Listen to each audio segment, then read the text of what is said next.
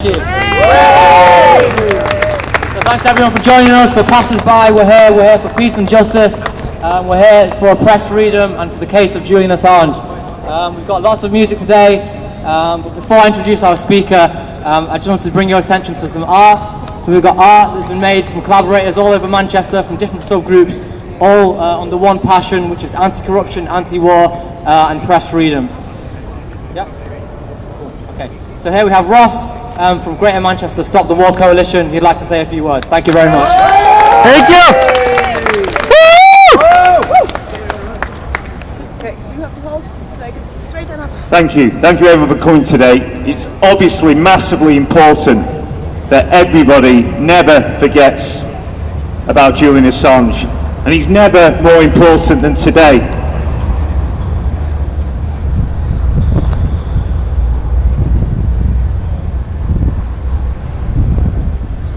For the first time in history of the US, this government has brought criminal charges against a publisher just for publishing truthful information. And it establishes, as we all know here, a very dangerous precedent that can be used to target all news organisations. Organisations that have a democratic right to the citizens of not just the US but the UK and the world to hold governments to account. Now, as stated by Amnesty International, in the US, Assange faces a real risk of serious human rights violations, including possible detention conditions, and those would amount to torture and other ill treatment, such as prolonged solitary confinement.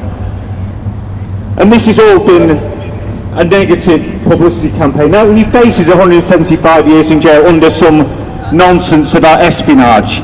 Mike Pompeo, former CIA, whatever he is, sorry, I haven't checked that, but Mike Pompeo! He's a liar, that's why I'm not bothering. He said, oh yeah, Assange, if he looks like a spy, if he looks like an espionage, if he looks like a terror organisation, it is one. Well, he actually paid Assange a compliment when he did that, because Assange categorically isn't a spy, because a spy collects information secretly and secretly gives it to another rival state for that state to gain advantage diplomatically or in terms of the military against the other state. What Assange did was publish this truthfully to the world, and the world's press, including The Guardian, that's been forever trying to probably been infiltrated itself since, has been publishing that for the world to see. Now, Assange didn't start the anti-war, most recent anti-war movement that started in 2003, but he helped the people who made that war happen. He shamed them, held them to account.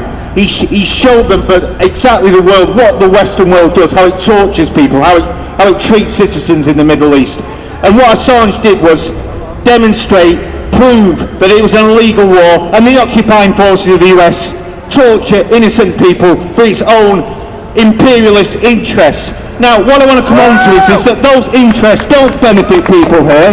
Your average person who says, oh well, there's not the money for the NHS, or oh we can't afford it, but let's keep arming, let's keep paying for these weapons, let's keep paying. Those weapons are, every pound that's spent on a weapon on tax, we are paying for. So every time the NHS doesn't work, or you can't get an operation for your relatives or your parents or yourself, or you can't get a doctor's appointment, or the teachers aren't being paid, or there's less nurses, or there's nurses leaving the NHS, that is because the money is being spent on war. Anyone remember Liz Truss? I know it's hard to keep up with Tory Prime Ministers, and that's not because Corbyn is a great man who sold them all off. He is a great man. He was the person who sold them off. But it's not about Corbyn, it's about crisis in capitalism. That is why we can't hold on to a Prime Minister in this country, because there's a crisis going on. Now, when Liz Truss was there, before October the 7th, there was the Ukraine war. There still is the Ukraine war, of course. Now, what was going on then is that she was promising 157 billion to arm the Ukraine, to arm NATO. And we were meant, in my union, in unison, in the health union, a bloody health union, we're being told by this service group to pick a side. Pick a side. Who Whose side are you going to pick? Rishi Sunak, oh sorry, it wasn't Rishi Sunak, Liz Truss's or Putin's? Well, we don't have to pick either of those sides. We pick the side of the working class. We pick the side of the working class here. The enemies at home, and the side we're on are you people here. And we pick the side of the Russian people. And we pick the side of the ordinary people of the Ukraine. There isn't such a thing as Ukrainian self-determination because there's lots of different people in the Ukraine. Right, there's lots of different people here. And these wars that NATO arm do not benefit those people. So every time a tank rolls out, every time a bomb is dropped, that's a nurse leaving the NHS. That's your parents, your elderly parents, not getting an operation. And that's what the Stop the War movement's about. And what Julian Assange is about was demonstrating one of the most vital, one of the most important things in any war is a body count. How many people are dying? And what the problem is that now in Gaza there is no independent media. Julian Assange, when he gets interviewed, regrets that WikiLeaks cannot now report on that. WikiLeaks during was adding, you know, the mainstream voices trying to play down the body count. They were adding 15,000 to all those body counts. And what we need now is independent journalists being able to report. The independent journalists can't get in, and the journalists can't get out. Being a journalist in Palestine, in Gaza, is a deadly profession. Hundreds, 400 of these people have been killed. These are the people that we see on our social media. And it's very important that we defend that principle and we never forget Julian Assange.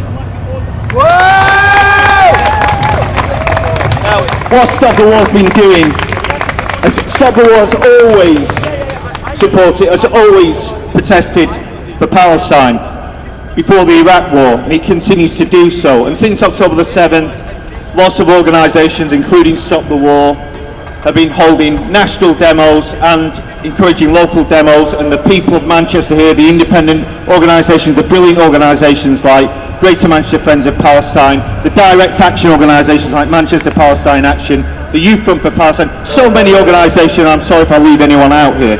But we all come together in solidarity to let nobody forget, because famously truth is the first casualty of war, and people like Assange, but not just Assange, people like us, make sure that that doesn't happen.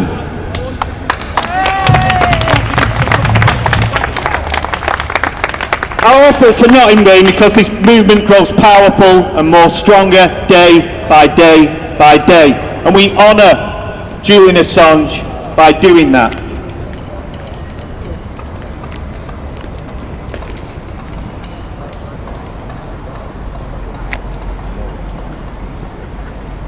In 2003, when the protests were going on, the New York Times said there are two major superpowers in this world. One of them is the wicked US Western imperialist capitalist military industrial complex that is taking money that means we don't have houses, jobs, functioning NHS.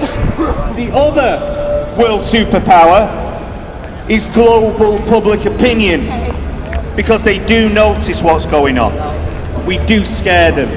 On Saturday, the state, despite recently trying to ban us from marching, tried to throw a few months ago for Armistice, Suella Braverman, if anyone remembers her, she was Home Secretary not long ago, she isn't now. She said she will throw the leaders of Stop the War and PSC and all these organisations in jail if they march. But one of the most important words in politics, Tony Benn said, is no.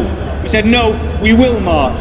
Because we said no, and she tried to ramp up her Islamophobic hatred and controlling the police, all she managed to do was stoke up 500 drunken fascists attacking her own police. So when your average Conservative Telegraph reader opens his paper the day after on Sunday and sees that, spitting his tea out, it doesn't go well. So she's gone and we continue to march.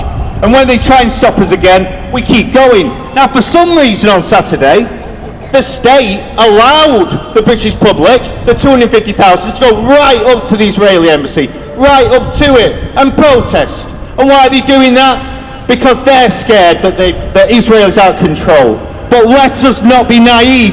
Biden and Sunak want exactly the same as Netanyahu. They want to ethnically cleanse, but they want to do it slower and slower and slower.